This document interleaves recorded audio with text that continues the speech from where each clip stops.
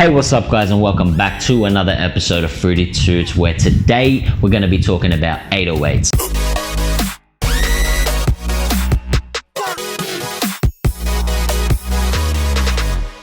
Alright, welcome back to another video guys. Today I wanted to do a little bit of an insight as to how I go about my 808s. I have two ways of doing it, and so I'm going to get straight into it for all you Fruity Loop producers out there. But this stuff also applies to you if you use Ableton or Pro Tools or any other DAW. You can apply these strategies, so stay tuned. Alright, so the way I like to go about it is two ways. Originally, when I'm getting started in a project, I want to get quick inspiration, so I usually just work with samples. So the first thing I do is find a loop or some type of something to get me in the groove real quick. There we go.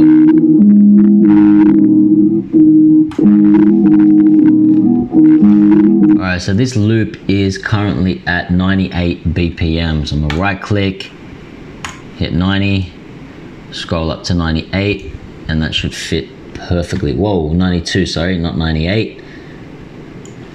There we go. Layer that out there. So we have a sample to work off. Every time, just to force a habit, every time I put a new sample or instrument, I always assign it to a mixer track. So that's what I'm gonna do now.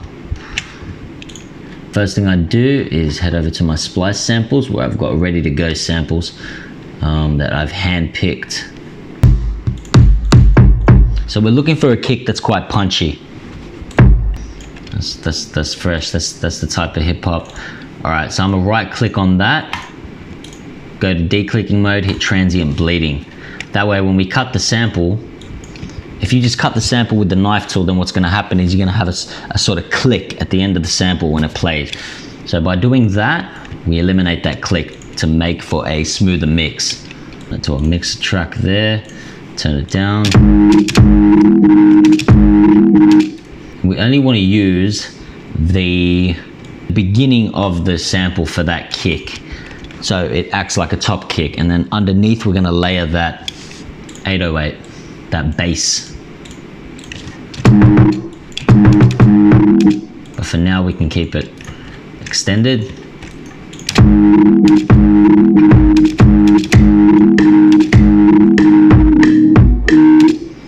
Alright, so we got our kick, and then we head over to our bassy samples. This loop is in G, so we want to stick to the same scale. Find an 808.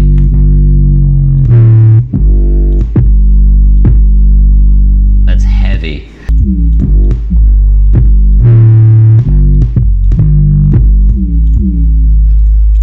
Alright, we're going to use this one.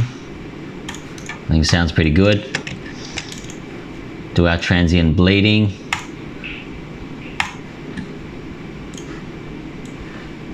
Move it over.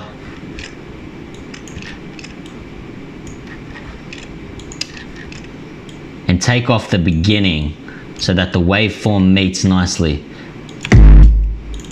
We're going to turn this 808 down because it's way too high right now. I turn everything down on my mixer board, that way I leave a lot of headroom when it comes to the mastering process.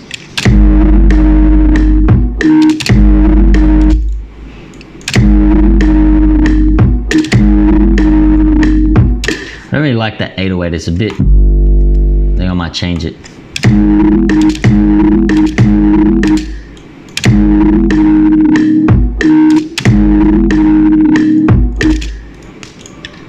So let's cut all these top kicks back, and then we get our 808s.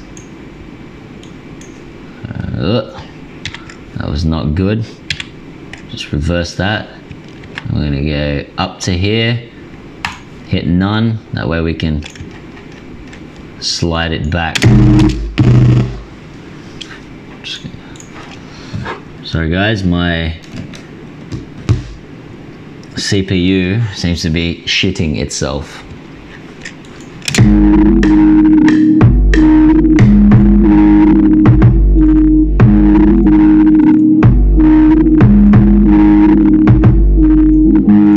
And that way you have an original 808 kick in your track. It's not just a sample you grabbed, it's been made original by mixing two samples together. So Later on, you can add compressors and stuff to it, but for now, that sounds pretty good to get us in the groove of things. Let's add a clap for some color, or a snare. Okay.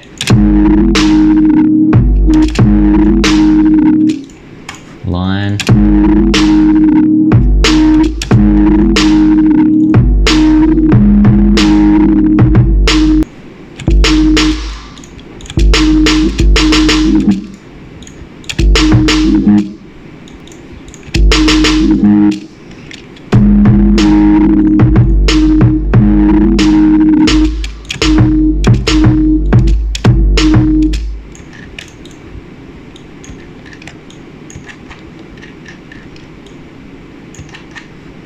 Just neaten it up so it's a little bit more on grid.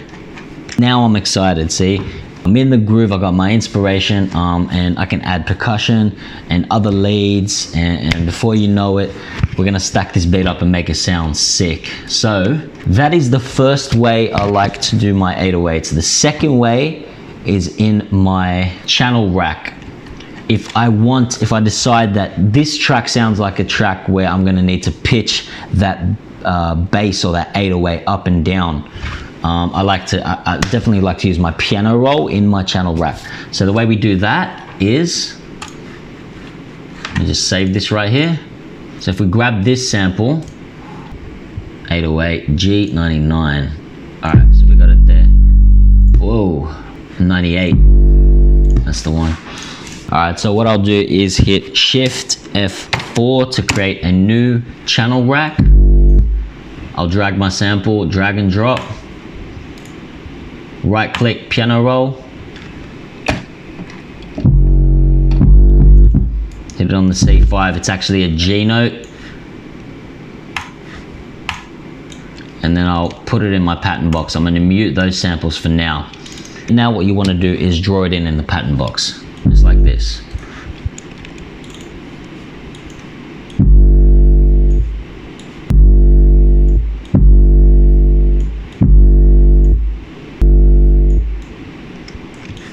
All right, we'll select the whole lot, Control L, and it would drag out the notes all the way. If we go back to our channel rack, hit on our sample, all you want to do is click this thing here, turn the attack all the way down, hold all the way up, decay down, sustain down, and the release all the way down. And you want to turn the attack up just a little bit so when the top kick comes in, it doesn't distort or interfere with the 808 that's playing underneath it. And then it sounds something like this.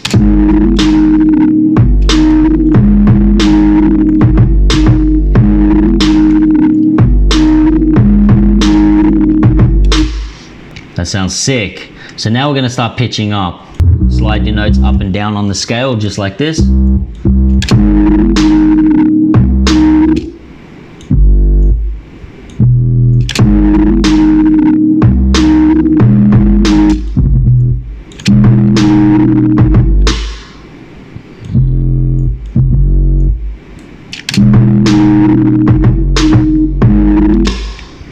Sounds dope. Slide that over just like that.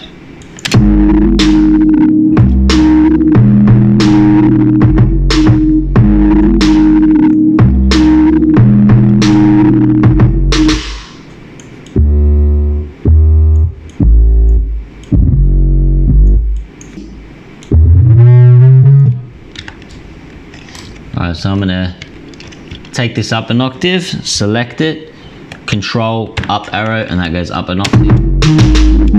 And then you have like a real high sort of pitch bend on that bass, and it sounds dope. So if we select that, play it from the start.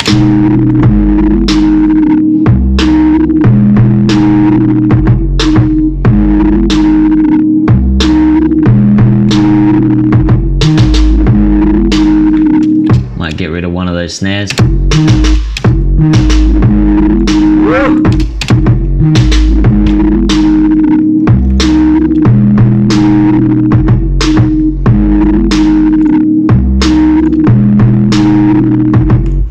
there we go, guys. So that is how I do my 808s to get a brief look at how I like to start my project. That's pretty much how I start my projects, most of them anyways, so that I get quickly inspired, because if I don't get quickly inspired, then what's gonna happen is I'm gonna procrastinate, maybe walk away, and 5 minutes will turn into an hour, which turn into 3 hours, sometimes might even turn into the next day. So that you wanna get quickly inspired. So thanks for watching, guys, another episode of Fruity Toots. I really appreciate it. Please hit that subscribe button, drop a comment below, and I will see you next time.